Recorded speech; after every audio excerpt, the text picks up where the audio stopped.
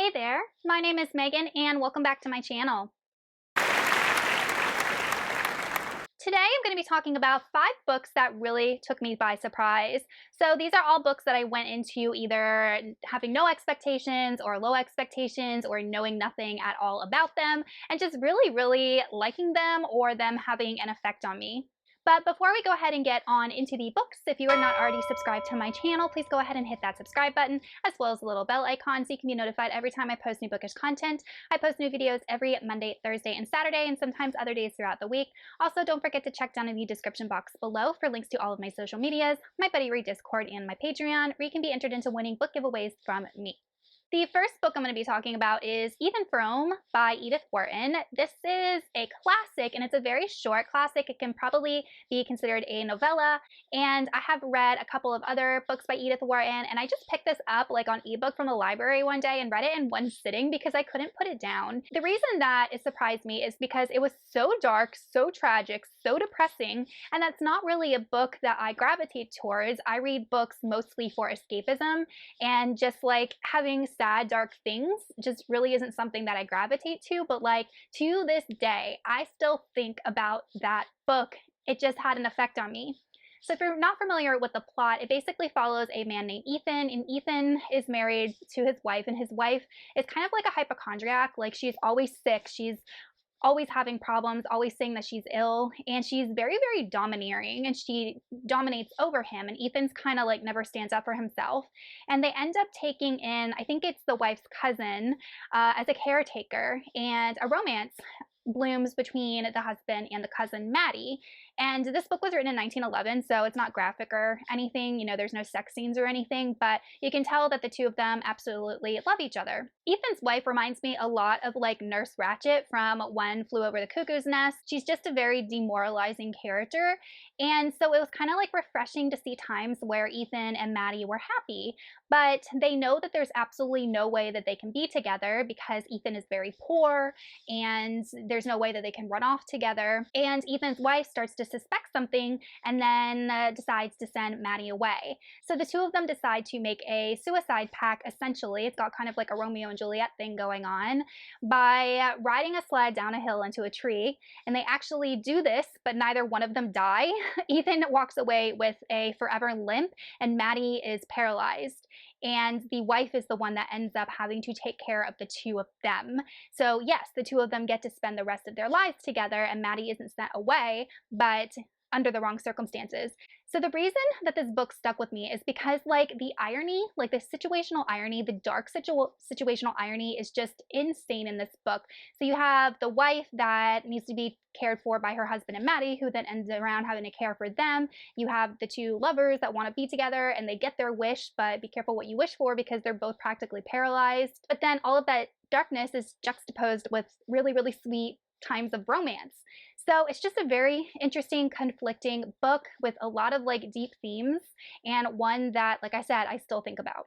The next book is Lock-In by John Scalzi. This is an adult sci-fi, and it is the only John Scalzi book that I have read. And this book took me by surprise because it packed so much world building, so much plot, and so much character development into a 330-page sci-fi book. And the reason that I liked this book is because I thought the concept was really interesting. It follows, obviously, our world in the future, and there has been a virus that affects people like the flu, but then some people actually end up going into this paralysis, and their mind is functioning, but their body is not, and so they are essentially locked in.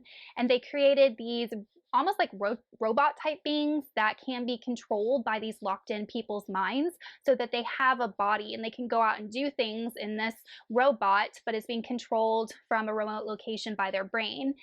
So I just thought that concept was so cool, and I could totally see it happening in our real world.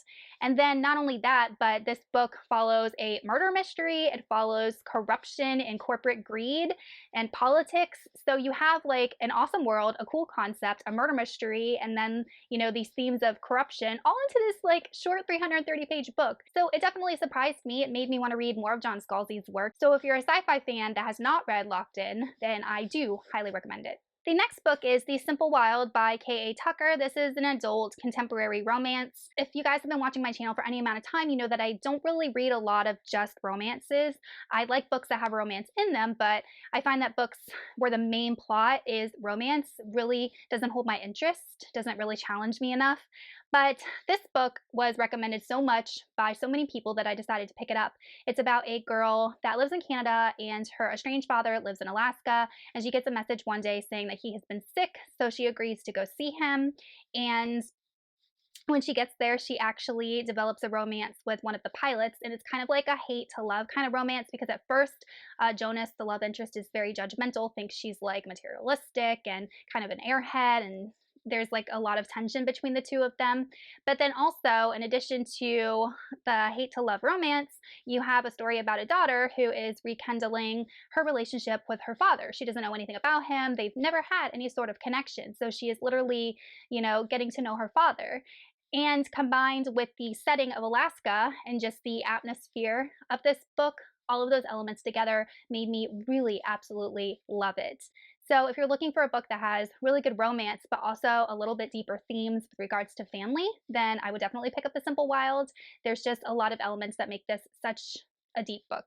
Then we have Home Before Dark by Riley Sager, and oh my gosh, this book I could not put down. This is an adult thriller, and this was right around the time when I just started reading thrillers. I still haven't read a ton of thrillers, but this book, I could not tell if that house was haunted or not.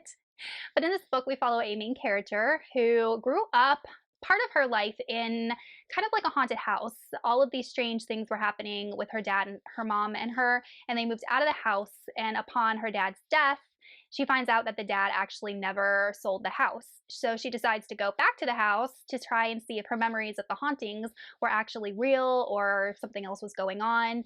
And just we learn about a murder that happened in the house and some strange things that are going on. And the whole time I was like, I don't know if someone is messing with this girl or if these are actual paranormal elements, but I couldn't tell, and I really had no idea towards the end if it was actual paranormal or not. And there were just some scenes that just creeped me out, and the imagery was so good, and it just gave me the willies. So if you're looking for a thriller that has haunted house and a lot of big twists and a lot of weird stuff and unreliable narrators, then I would definitely check out Home Before Dark. And lastly, we have The Black Prism by Brent Weeks. This is an adult high fantasy book, and the reason that this book surprised me was because I had actually purchased this book, and then I found his Night Angel trilogy at my used bookstore, so I picked up that trilogy, and I read the whole trilogy, and to be honest, I wasn't a fan of it. I really especially did not like the third book. And for me, if I have a bad experience with an author, like a first go around where I just don't like their work, it is really hard for me to pick up another book of theirs. Usually I don't.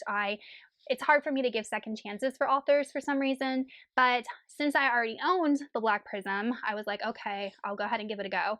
Not only that, but the first 200 pages of this book were really hard to get through, and I stuck through it. I got through those first 200 pages, and then this book just took off, and this series just took off, and it is one of my favorite fantasy series.